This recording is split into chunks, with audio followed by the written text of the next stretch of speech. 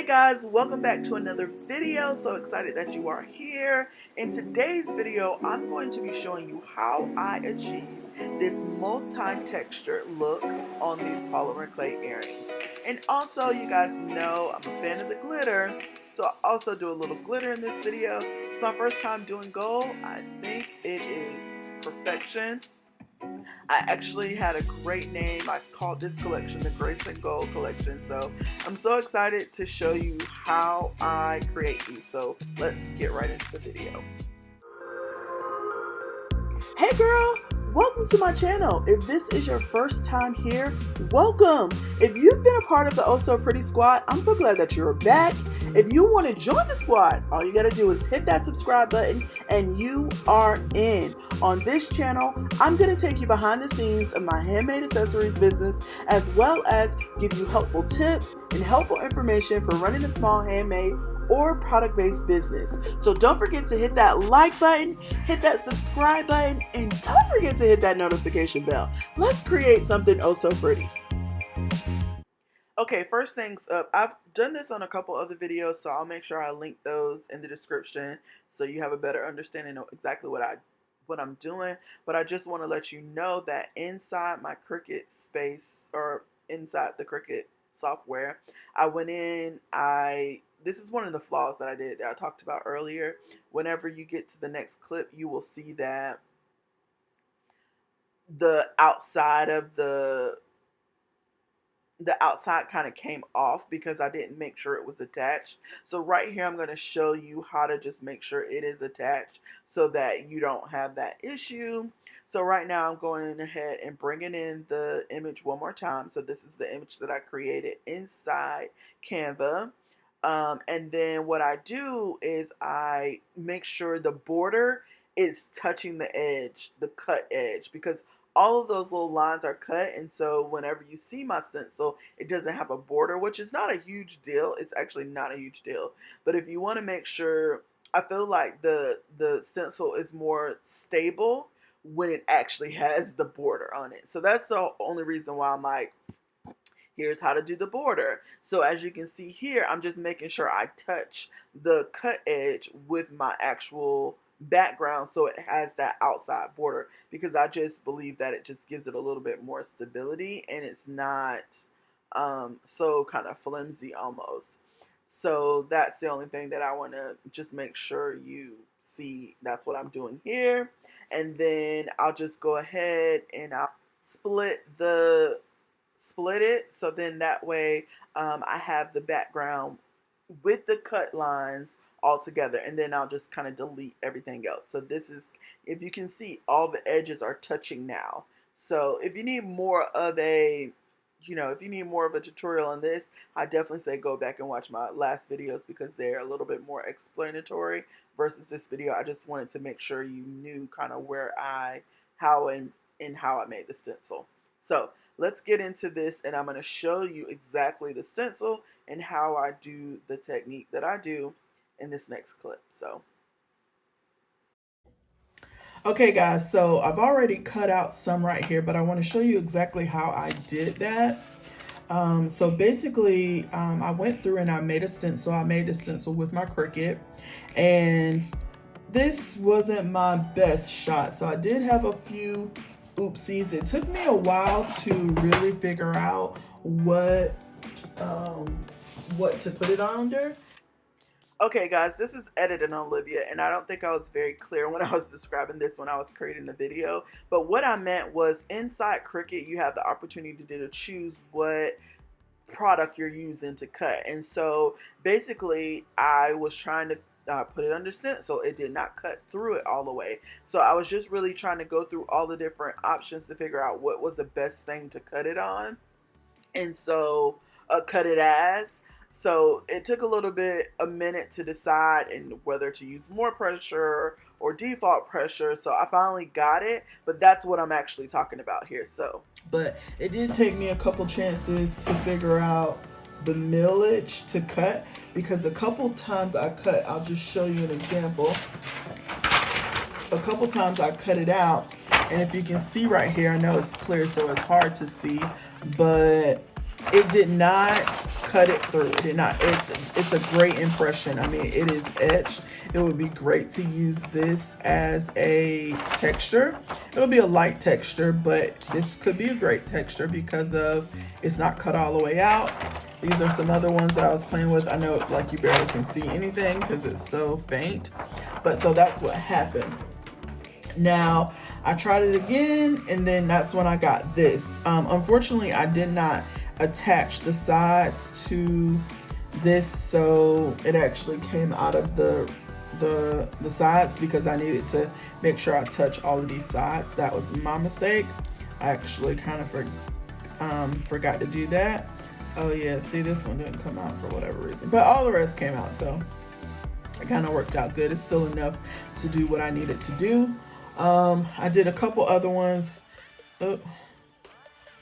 This one, I think I need to work on this pattern a little bit more, because yeah, it's just, I mean, I don't know, I haven't quite used it as a stencil, but it's quite like a little bit raggedy. So, and this was another one that I did. Like I said, I know they're kind of hard to see. Next time I'll make sure I put a colored paper back here so y'all can kind of see it. But anyhow, this one worked out fine. We're gonna use this. I'm gonna show you the technique that I plan on doing. So what you want to do is go ahead and put your stencil down on your clay, rolled out, okay? Make sure your roller is clean, and then you're gonna roll over this, okay? You're gonna roll over this, so to get that great impression of your pattern, okay? So one way you can do this is from here, you can go ahead and take the stencil off and you'll have a great pattern, okay?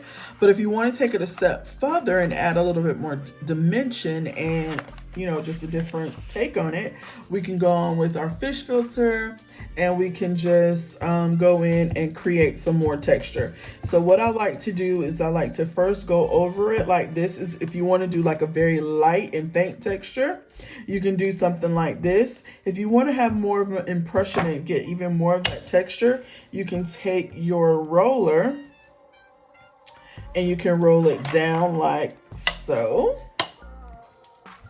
This really helps get that impression in there. So that is really good. So obviously there's tons of different ways you can get this pattern. You can get it with sandpaper. Oh, sorry about that, all that noise I'm making. But you can do this with sandpaper. So many different other textures that you have around you can use it for. But I really love the fish filter texture just because also sometimes sandpaper leaves some residue behind, which sometimes this does too, so, but not as bad. And it's way easier to pull this. If it does have like a little piece of the fish filter, it's way easier to pull this out of your clay versus the sandpaper sometimes, especially the sandpapers I've used, okay? So basically you have this. Now this is giving a really great impression. So I would just look at it, pick it up, make sure everything is done because you don't want to have to go over it again once you've already taken your stencil up, because that's really what will mess up your design. All right, so from there, we're gonna go ahead and pull the stencil up.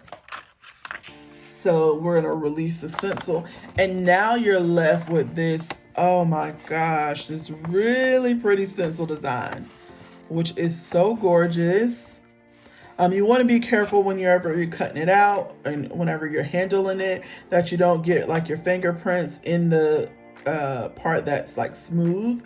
I think you want to just make sure you keep that really clean and dirty. If you need to touch it, make sure you touch on this part because it's a little bit easier to disguise. I will say that the shiny part that has been left is definitely more sensitive and you could easily fingerprint that. So just FYI, and I'm sure you could probably clean it up with a acetone and a Q-tip when it is all done, but you know, why go through all that when you can just be careful? I just want to warn you to be careful. So from here, we're just going to cut this. I want this because this, you know, next time I make this particular shape, I might do it a tad bit smaller because you want to be sure that you can see the actual shape that's here. So because it's, you know, kind of large, not super large, I mean, you want to make sure you're using big enough cutters that you can see what the actual shape is, or what the actual design is, if that makes sense. So we're gonna go ahead, I'm gonna go ahead and use these arches. Oh, another thing is, you know, just depending on how you're cutting. I did that a little bit haphazardly. But I'm gonna pull this out. So that's another thing I was gonna say. I didn't really pay attention. That one ended up being straight, but also I was gonna say you want to make sure I put this on a little bit of angle. So just depending on what, you know, what you want for your design, but I try to make sure I get this a little straight.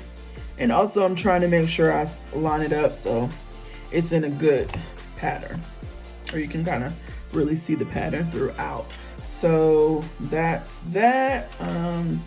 Also want to do, I haven't did ovals in a while. Let's do something with these ovals.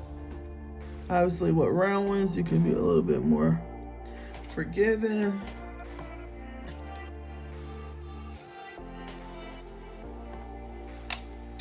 And then I also want to do some of these.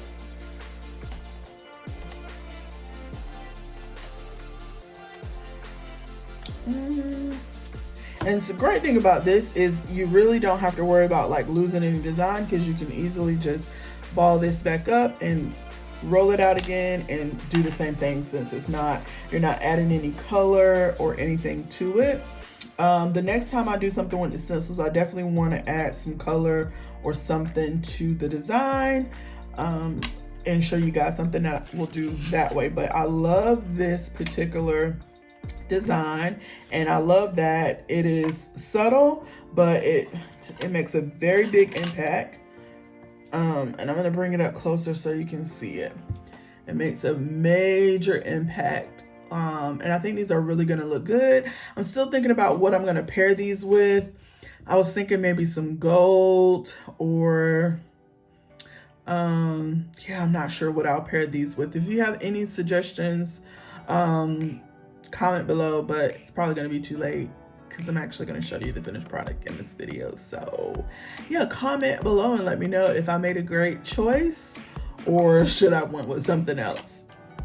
So yeah, so I'm going to go ahead and bake these, and then I'm going to figure out exactly what I'm going to pair these with, because I couldn't keep them.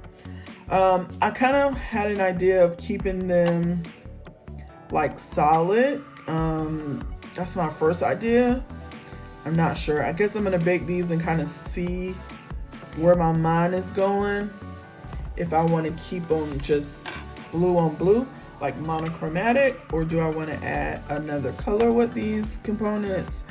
Oh, you know what? What if I add like some glitter components to it and make it really classy, like some gold glitter? It'll give it probably a little bit. Ooh, I haven't did gold glitter yet either. I could do some gold glitter with this.